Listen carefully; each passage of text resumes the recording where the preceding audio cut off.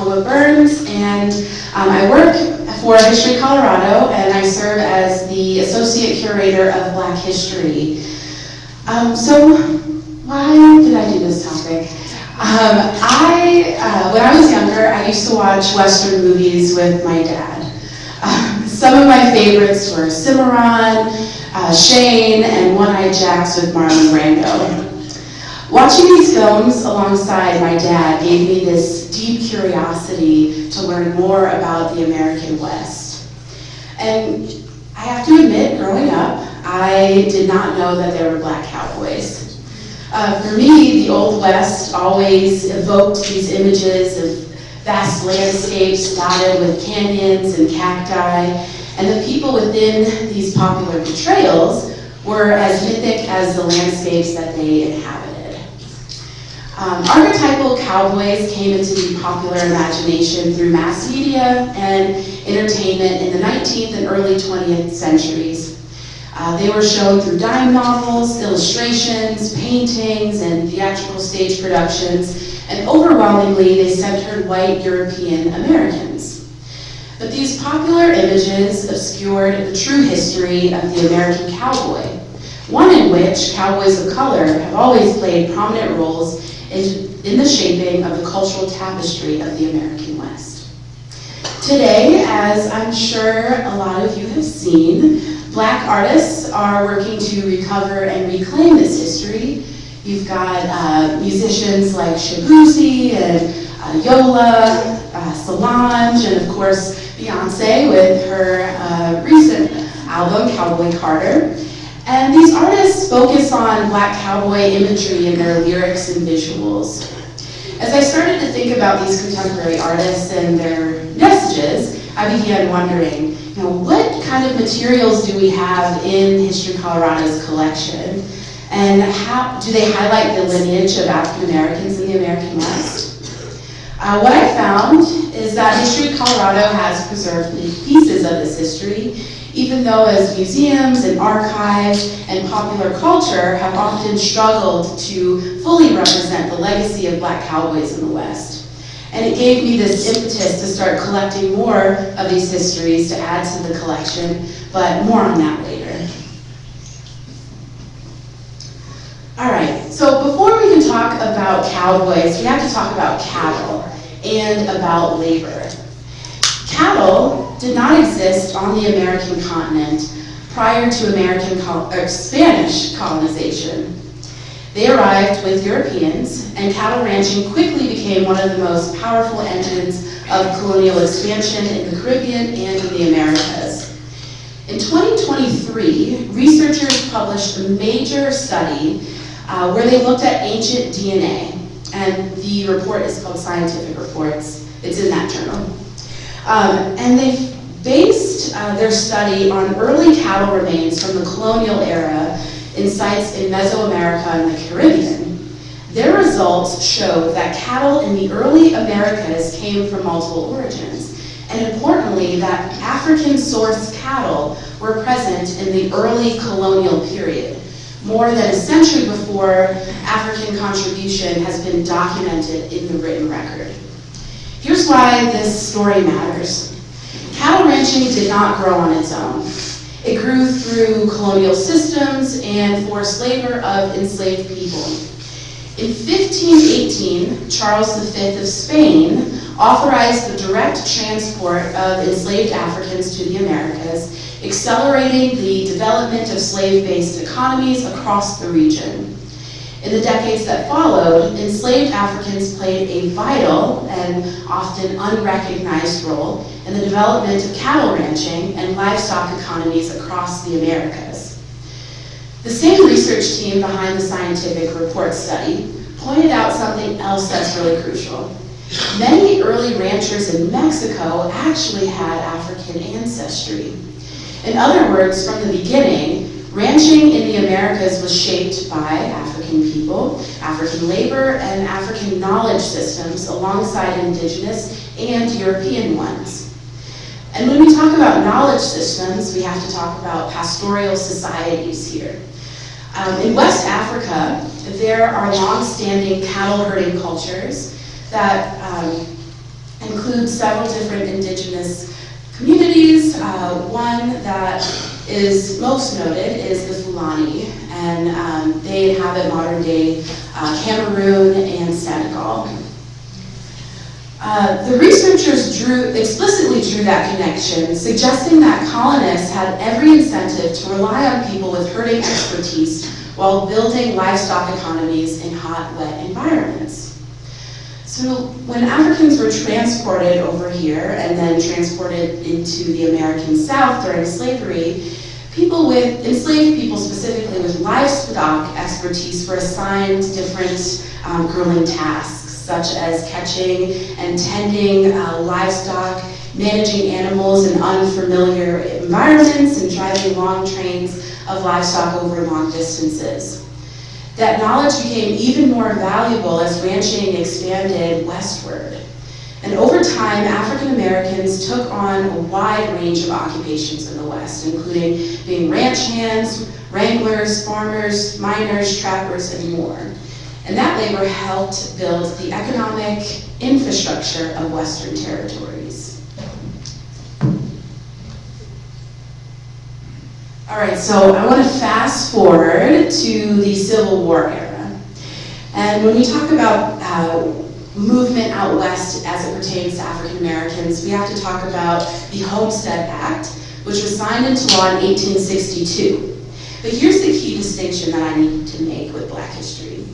The act went into effect on January 1st of 1863. That means the first claim was filed that day. And that same day was when the Emancipation Proclamation was also put into effect. That alignment matters because it symbolically links land, freedom, and federal power at a turning point in American history. The Homestead Act promised that if settlers came west, lived on the land, and cultivated it, meaning they could establish crops and improve the claim, they could then apply for land ownership through the federal government. This incentivized many, I would say even thousands, of African Americans in the South to imagine self-sufficiency, stability, independence, away from the violence and constraints of the post-war South. This broad migration movement later became known as the Exoduster movement, and one of the most important organizers was Benjamin Pap Singleton. He's actually in this photo to the right-hand side. And he helped recruit thousands of African Americans and guide them towards Western settlement opportunities. Now, migration into Colorado wasn't done overnight or in a straight shot. Families often moved incrementally from state to state, and many of them went to Missouri and then Kansas, and there were Black settlements that dotted the West. There were a lot of laborers on the railroads who moved west with their families. Some even walked alongside the railroads. Others traveled in covered wagons, eventually reaching Colorado. And when you look at the census data in the 1870s and 80s, you can see African Americans really living in 3 different cities in Colorado. You've got Pueblo, Denver, and Colorado Springs. And some continued their journey westward and went towards Arizona and California. And also, if you look at the census data, you can see that African Americans coming to Colorado were specifically from Texas, Kentucky, Oklahoma, and Nebraska. By the late 1800s, Black cowboys made up a significant portion of the Western workforce. They worked alongside Native American cowboys and Mexican vaqueros, and together they transformed the social, physical, and economic terrain of the West. Laboring as a cowhand was definitely not easy. Many of the formerly enslaved men and their descendants, to them it offered wages and mobility that were often more promising than sharecropping, one of the most common and exploitative labor systems in the post-war South. Black men also brought skills shaped by earlier labor systems, including stable work, livestock work, cooking, and repair work. And even before emancipation, cattle work sometimes allowed enslaved men more physical mobility than plantation labor, like long rides, isolated work, and specialized skills that could translate into bargaining power after the war. Black cowhands were also often assigned the hardest animals. And that means they did a lot of horse breaking. So they would try and tame horses with difficult temperaments and wild behaviors. They also were trail cooks, and trail cooks actually earned higher pay than other cowhands. And black cooks shaped the daily life on the trail. Trail menus included biscuits, sow belly, beef, molasses, and coffee. And cooks might hunt deer or wild turkey between washing and cleaning duties. Black cowhands were also sometimes expected to entertain, playing on the trail to lift spirits during the monotonous and exhausting drives. Others served as guards or money transporters. And yes, sometimes people assumed thieves wouldn't bother a black man for cash. And oh boy, were they wrong. Life on the trail could be surprisingly egalitarian in the day-to-day work.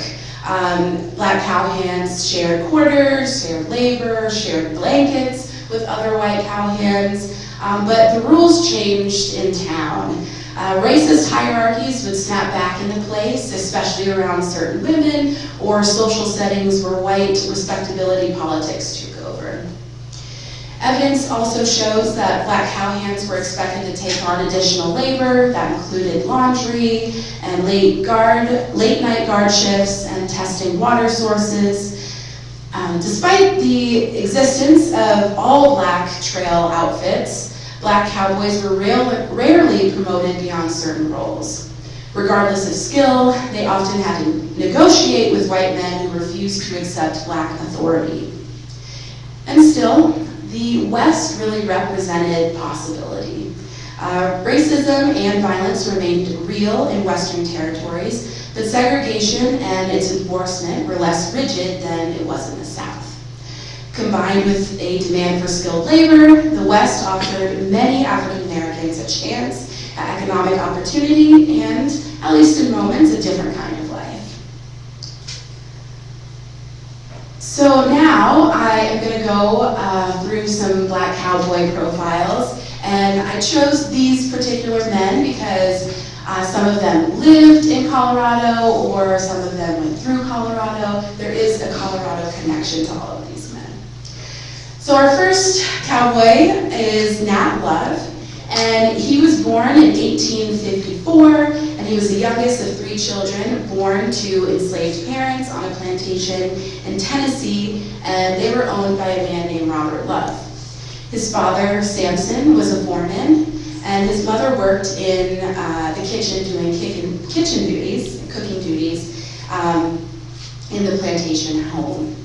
Because his parents' labor kept them constantly occupied, Love was often cared for by an older sister until he was old enough to look after himself. Despite being born into slavery and growing up during the Civil War, Love's father taught him how to read and write. After the war, his father became a tenant farmer, renting land from the family's former enslaver. And like many tenant farmers and sharecroppers, he struggled to make a profit growing crops like corn and tobacco. He died only within a few years after emancipation, leaving the family in a difficult financial position. Love began doing odd jobs on local plantations to help support his family. And when he found work as a ranch hand, he displayed an unusual talent for breaking horses. And even as a teenager, he seemed to have this natural ability to calm horses, reading their behavior, and taming them. Working on farms meant back-breaking labor from dusk till dawn with limited opportunities. So Love decided to enter a lottery contest, and he won $100. And he then decided right then and there that he needed to head west. He gave $50 to his mother and left the family in the care of an uncle and set out with the remaining $50 to make his way in the world. At just 15 years old, he arrived in the frontier town of Dodge City, Kansas. In the early 1870s, Dodge City was young, booming, and notorious. An outpost crowded with cowboys and people on the move, With limited law enforcement and a reputation for violence, Love, when he got there, he approached the leader of a crew from the Texas Duval Ranch and asked for work. The men laughed when he admitted that he was inexperienced. The leader told him, likely joking, that he'd be hired if he could break a horse named Goodeye, considered the wildest in the area. Love rode and tamed the horse and was hired right then for $30 per month. He quickly learned roping and firearms and spent 3 years with the Duval Ranch before moving on to other cattle companies. Eventually, he became a cattle buyer and a brand reader, responsible for identifying cattle during drives. He competed in a rodeo in Deadwood, South Dakota, where he won $200 and earned the nickname Deadwood Dick. Cowboy life gave Love the freedom he had been chasing. He worked on ranches and moved cattle through Kansas and Colorado and through territories that would become Arizona and the Dakotas. He spent enough time purchasing cattle in Mexico that he became fluent in Spanish. By the late 1880s, a lot of the long cattle drives were fading. Barbed wire enclosed land, and railroads reached deeper into the West. Love then decided to quit being a cowboy, and he married a woman in 1889, and they had one child together. He then became a Pullman porter in Denver, and would take the train, he would ride the train out west on those routes. After spending some years in Denver, his family moved to Los Angeles, where he worked as a security guard. And in 1907, he published The Life and Adventures of Nat Love, better known in cattle country as Deadwood Dick. And the book was popular at a moment when Americans were hungry for Wild West stories. And unfortunately, he died in 1921. All right, next we have Willie Kenner. Willie was a town marshal and military corporal, gunslinger, and Civil War soldier. Less is known about his life before the war, but after, he enlisted in the 9th Cavalry, one of the African-American regiments known as the Buffalo Soldiers.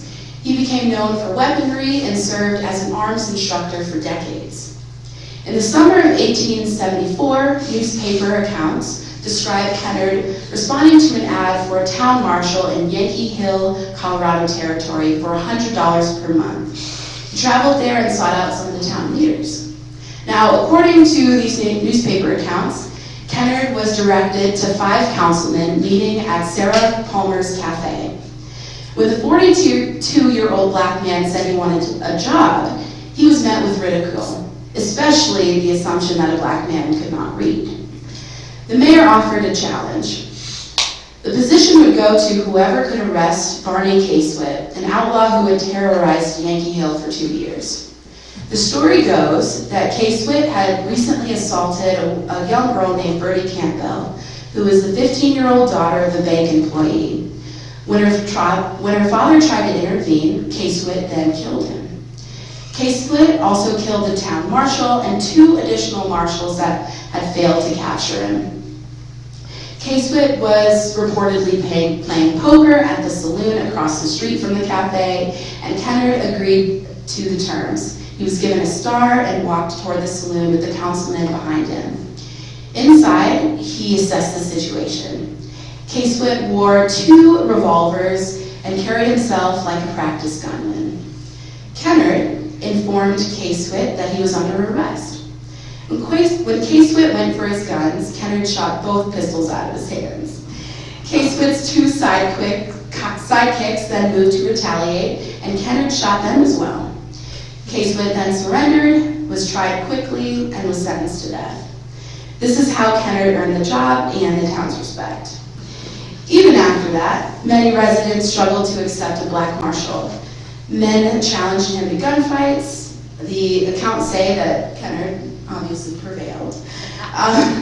Later, he confronted the fugitive named Billy McGeorge and his gang, who preyed on freight trains and passengers along the Gold Belt route. Kennard lured them into town by offering a reward so low it was insulting. It's $50. The gang came to Yankee Hill furious. Kennard warned them to drop their weapons. When they refused, he shot 2 men in the street with a double-barrel shotgun. By 1877, Kennard had restored law and order in Yankee Hill. He turned in his badge and later relocated east to seek a wife. His last known whereabouts placed him in Denver in 1884 as a bodyguard for prominent black businessman Barney Ford. His life really reads like a film, and honestly, I think there should be a movie made out from him. All right, next up, we've got Bose Ickard. Bose Ickard was born enslaved in Mississippi and became one of the most famous black frontiersmen and trail drivers in Texas. He grew up learning farming, ranching, and he also learned how to fight with guns as the Civil War approached. After the war, in 1866, he went to work for Oliver Loving as a trail driver. When Loving died, Ickard continued to work for Loving's partner, Charles Goodnight. The two became lifelong friends. Goodnight later said he trusted Ickard farther more than any other living man. He called him his detective, banker, and everything else across Colorado, New Mexico, and what he described as the wild country. For years, Ickard drove cattle along the Goodnight-Loving Trail, and he endured storms and tracking game and navigated all throughout these different terrains. As he also served as Goodnight's right-hand man, transporting money, and became a well-respected figure in the ranching circuit. I wanted to include this photo of Goodnight Loving's ranch that's in Pueblo. It's one of the oldest structures in that region too. So I want to believe that Bose spent some nights in that barn. All right, next up, we've got Issam Dart. Issam was born enslaved in Arkansas and gained a reputation as a late 19th century territory outlaw. At the age of 12, he accompanied his enslaver, who was a Confederate soldier, into Texas, where he helped collect food and supplies for the troops during the Civil War. Returning to Arkansas at the end of the war, he was freed and then decided to travel west. En route to Texas, he stopped to work as a camp cook at the Carmichael Railroad in Wyoming Territory. While he was doing that work, he watched the trappers, hunters, and traders come and go through the camp, which also prompted him to be on the move. He traveled as far as the Texas-Mexico border, where he became a stunt rider. And however, he also tried his hand as a cattle rustler, which was a little bit more profitable than his previous occupations. He would take horses and cattle to Mexico and bring them across the Rio Grande and sell them in Texas. After a little while doing that, he grew tired of the outlaw life, and around 1875, he moved to northwest Colorado and bought a ranch near Browns Park. He found success as a rancher and bronco buster, and by 1899, the Browns Park Range War was in full swing. And this was a range war between the Ranch Cattle Company and Stock Growers Association, attempting to push out small ranchers in the area. Dart aligned with Ann Bassett, also known as Queen Anne, and others resisting the cattle company's control. The stock interests and the cattle company brought in Tom Horn, a hired gunman and former Pinkerton agent. On the morning of October 3rd, 1900, Dart apparently walked out of his cabin and was shot and killed. He died at the height of the Range War, and in a conflict where wealth, land, and power decided who got to stay and who got eliminated. I wanted to show this picture of the mountain valley of Brown Park. All right, George McJunkin. One of the most significant discoveries in American archaeology began with an African-American cowboy named George McJunkin. He's one of my favorites. He was born into slavery in Texas, and he actually taught himself how to read, play guitar, he learned Spanish, and became a skilled horseman and rancher. Eventually, he became a foreman at the Crowfoot Ranch near Folsom, New Mexico. After a major flood on August 27, 1908, McJunkin rode through a gully near Folsom and noticed some enormous bones eroding out of the basin. He recognized that they weren't modern bison, but the remains of a giant bison species that roamed the area around 9000 BC, along with man-made spear points, which pushed mankind into North America almost 7,000 years earlier than what was thought of at the time. Many scientists rejected the possibility of a long, deep human history in North America, but McJunkin's observations became pivotal in this argument. He began sending samples and information to the Denver Museum of Natural History, and at first interest was limited, and then a full excavation didn't happen until 1926, after McJunkin's death.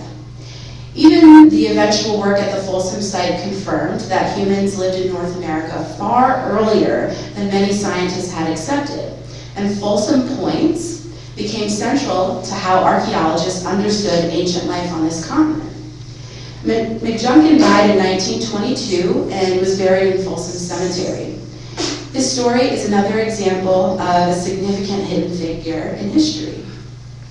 I wanted to include two photos. The one on the left is of the Folsom Spear Point, and the picture on the right is a picture of the gully where he found the great bison remains in the Folsom Point.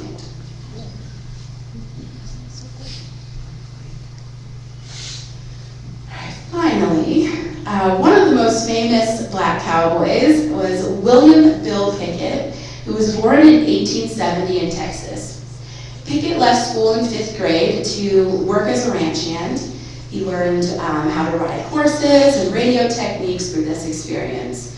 And he became famous for bulldogging, now called steer wrestling, which means the cowboy grabs a steer by the horns and wrestles it to the ground, an event that is still central to rodeos today.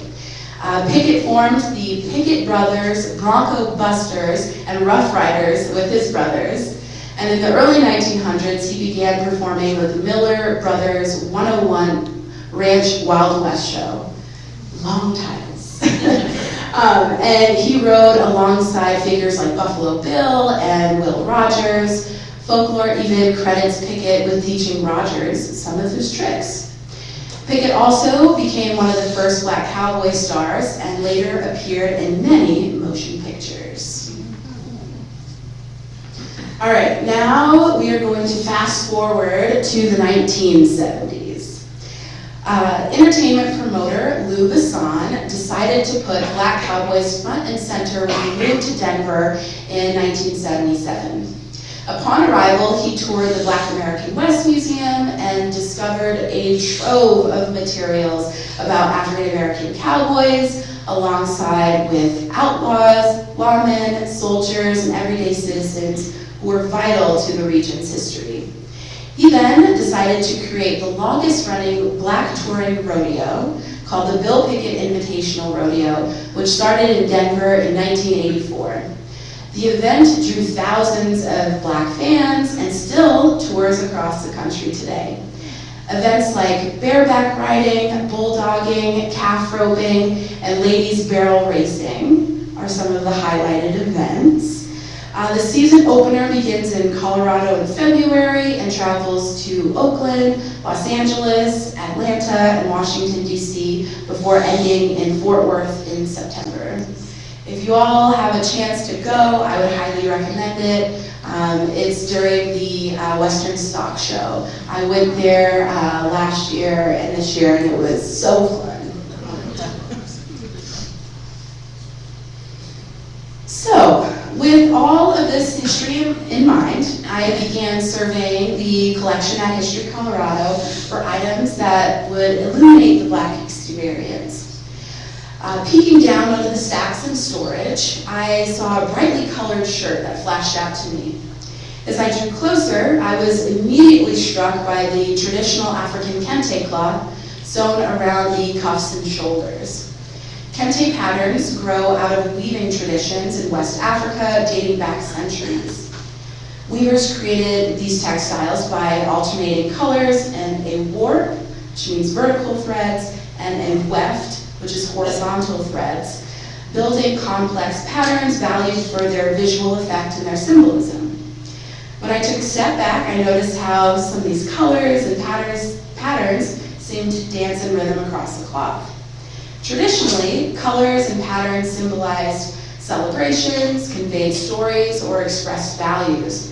And over time, kente has taken an expanded meaning for displaced Africans and their descendants across the world, signaling connection to ancestry and the ongoing work of survival, pride, and resistance within the African diaspora. When I researched the donation records, I learned that it was actually Lou Vasson that donated the shirt to History Colorado. It would have been worn by a cowgirl who performed during the national anthem, or by a woman who opened the day's events by riding throughout the arena, carrying sponsorship flags alongside the Stars and Stripes.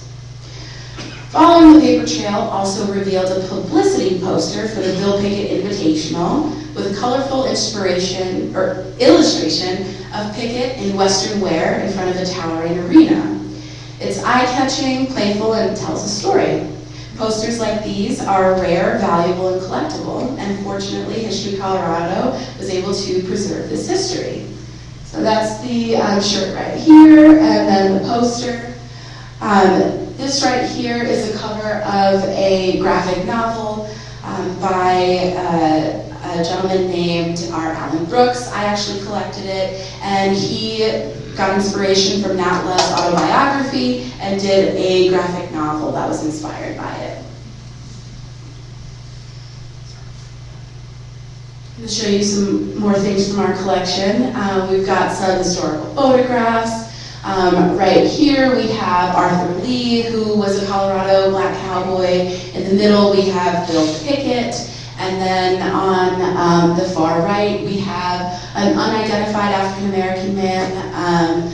But I just kind of liked his accoutrements and reminded me of cowboys. He might even have been a Buffalo Soldier, but just wanted to highlight him. This is a photo of black homesteaders in Colorado. This right here is a hammer. I don't know if you all can see the letters on the handle. It says, C. Rothwell, Deerfield, Colorado, Black Cowboy. This particular hammer was owned by a man named Charles Rothwell, and he lived in Deerfield. If you all don't know Deerfield, it was a black settlement in Weld County on the Eastern Plains in Colorado, and it started in 1910 and really had a height in production and agriculture during World War I. And then they were a little bit prosperous in the 1920s, and by the Great Depression and Dust Bowl, a lot of people had left, and they did dry land farming out there. And Charles actually donated this hammer, I believe it was in the 1950s, he donated it to the collection, but we have it on display now in our zoom-in gallery. Another photograph from the collection, you can see two black cowboys. One of his legs is on, getting up on the horse, and the other one is front of this chuck wagon over here. This is one of my favorite items in the whole collection. This is from 1870, and they have all these fun markings. Do you all know what these markings are? Okay, yes, cattle brands. They actually symbolize different cattle ranches, and you see that it says Utah up on the top. Some of our curators thought this was a hat from Utah. We sent it to the Utah Historical Society. They did some more research and found that most of these cattle brands are actually from Colorado ranches, so they sent it back to us. I just think it's pretty fun. I like the different symbols that they had, and just a fun object. Got some more black Cowboys in the collection. And then, female power? What'd you say? Is it a woman? Oh, yes. This is actually a woman named Ethel Hicks, and she was a cowgirl and lived in Deerfield, Colorado. We have an abundance of saddles in the collection. I just wanted to highlight one of these. This particular saddle was made by a gentleman in Pueblo, and he was a Latino man. I cannot remember the name of his saddle company off the top of my head. I just wanted to showcase that, and then an illustration for saddle advertisements that we also have in the collection. Oops, okay.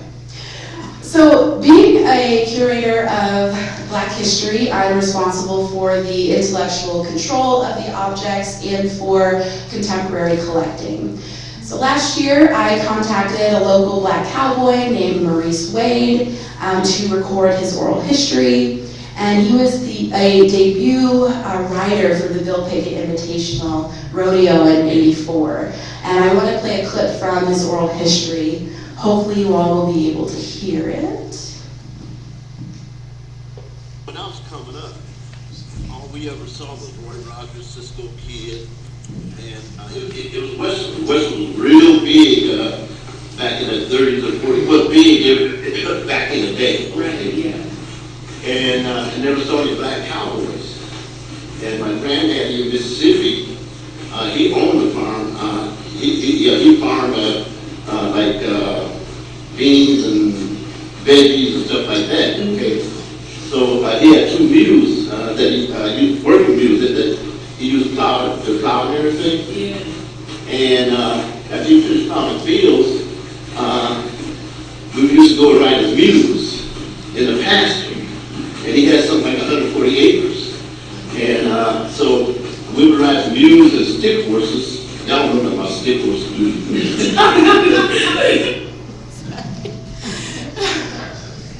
I love Maurice. He's just great energy.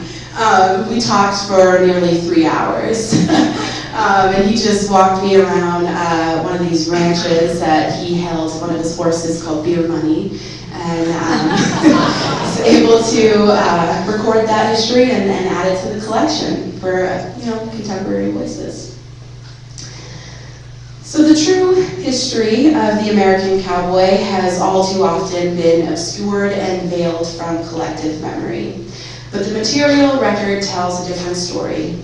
Photos, books, and artifacts in the archives are crucial reminders that Black people have not only always been part of Western stories, but in many ways, the story of the West is also the story of Black Americans.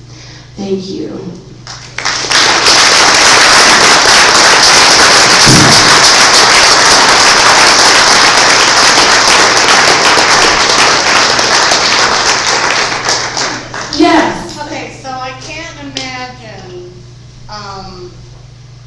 After the emancipation, and I mean, was the racism and discrimination maybe not as strong in the West as it was obviously still is in the South? Okay, I mean, was there much violence or? There were instances of violence. The West was known of taking justice into their own hands. So there are instances of hangings. But what I will say, which makes the West very unique, is that it was about survival during that time period. They didn't have time to really discriminate against others. It was about, like, what do I have to do to see the next day? Okay. So So it was less, for sure. Yeah, definitely, okay. Yes. So I have a question. You talked about the Emancipation Proclamation and the Homestead Act occurring in the same year. For me, it raised the question of, did these African Americans moving out west have an opportunity for land ownership? Do you have anything in the records that show that? That's a really good question. The Homestead Act incentivized a lot of African Americans moving out west. Now, in terms of them actually filing and then having ownership of the land, not so much. It wasn't until the enlarged Homestead Act, which happened in 1907, which opened up land that was less desirable. So when you think of like Deerfield, that's dry land farming. So these were areas which were harder to grow crops. That is the period where you see a lot of African Americans then gaining ownership of land. Was it the best? Not so much, but yeah. Yes? So my initial question was kind of, is kind of piggybacking on that one, but if they restrict the actual acreage, because I know, like, I think, and correct me if I'm wrong, it was like 60 acres or something that somebody would get in a homestead. But would it be restricted for somebody who was left or? Ooh. It wasn't like restricted on the books, but in practice, you can tell in the records that there weren't a lot of African Americans gaining the title of the land at that time, if that makes sense, yeah. Yes? First of all, thank you for your presentation. I thought you did a great job in sharing your collection with us. I think it's amazing that you preserve this much. And of course, the problem with minorities is that they don't get the same coverage in history as they deserve. Do we have any idea what percentage of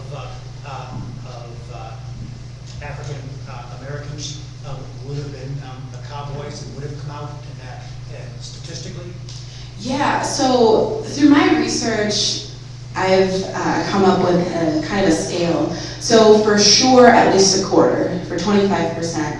I've also seen high as a third of all Cowboys were African Americans. I like to just say a quarter, just to be safe, but yeah, it was a significant amount. Yes?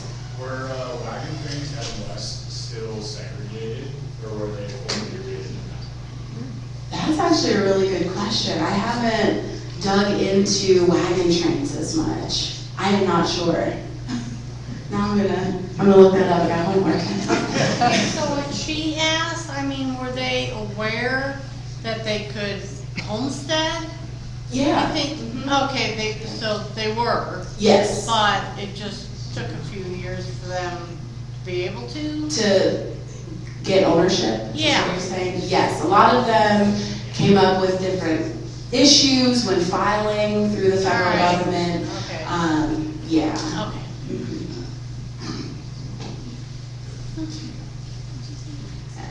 Yes. Okay.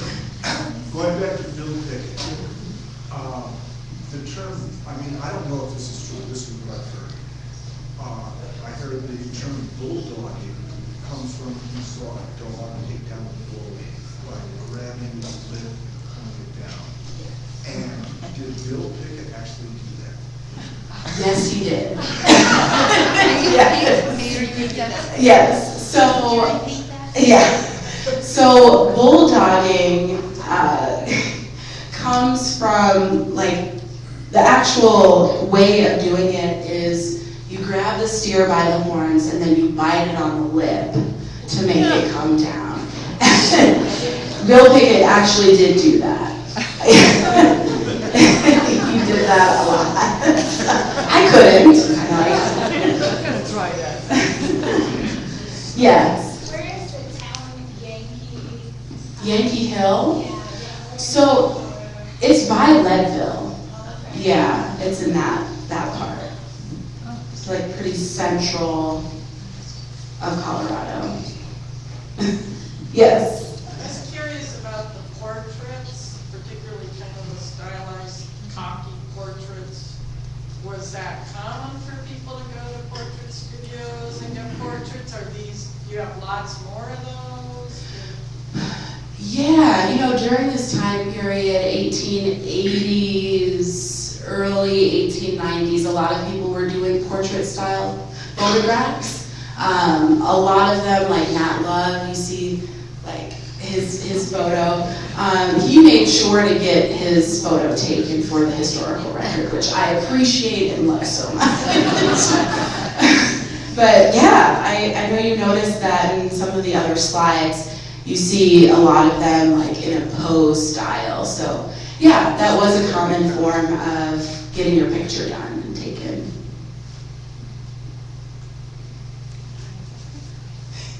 Yes. Did many of the Cowboys like go on to pursue ranching, or was it something that they kind of found less money in or Through the Cowboys that I've been able to research, a lot of them did stay within kind of like the ag business and did ranching. Some of them left to get jobs in the city. A lot of them also decided to work for the railroad. All different kinds of occupations they decided to do after kind of the long trail drives kind of went down in popularity. Yeah. I'm just gonna say for those people who wanna drive west, in the Northwest Colorado Museum in Craig has a really, really good, was it Ison Dart, is that his name? Yeah. Really, really good display about that whole thing, lots of information about how it happened and. Yeah. If you haven't been at the museum, it's great. Yeah. They actually own some of his cuffs. Yeah. That they have on display there, so, yeah. Yes. Were there any other hubs other than Tulsa that had a large black population from the West? Oh yeah, there are a lot of black settlements.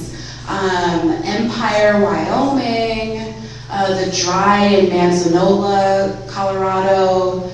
Oh my gosh, there's a lot. I don't have all of them off the top of my head. This is like history we were never taught. So there's so much history out there that needs to be uncovered. But yeah, there were a lot of settlements in the West. Yes. Okay, so I can't remember the name of one of the Cowboys, but he had been a sheriff after. Oh, really? Yeah, one of the cities. So, and he had killed a bunch of white guys, right? So, I'm wondering with your research, did you see any kind of conflicting like sources? Like, oh, well, this guy is going to be our sheriff, and that's great, or this guy's going to be our sheriff, and I can't believe they're going to make him our sheriff because he's black. That's a really good question. So all of these are newspaper accounts. There's nothing like from his actual perspective. I was just trying to follow like his story. I didn't actually find any other instances in other newspapers during that time that were talking about, oh, we don't want him in there, but to be honest, I'm sure a lot of people felt that way. I haven't found it in the historical record yet. Yes. What about ranch ownership after a while? Did they get to go to the top and be the boss after all those years? I don't believe so. A lot of them became independent ranch owners, but that's a good question. I don't know the exact numbers of who became like ranch owners and that, yeah. You guys are asking a lot of questions. This is great.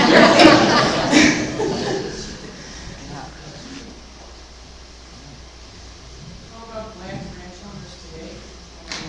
Ooh, there used to be a height at the early 20th century, like I said, and like when Deerfield was coming up, but today it is significantly low. There's not a lot of black-owned ranches. One of the most prominent in Colorado is Freedom Acres. It's a little bit south of Colorado Springs.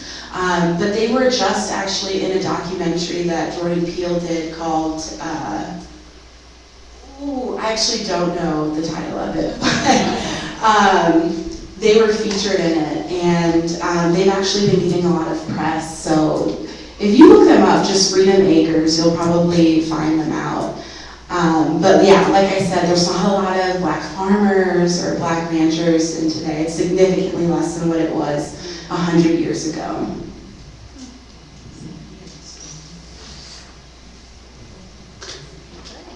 All right, yeah, thank you.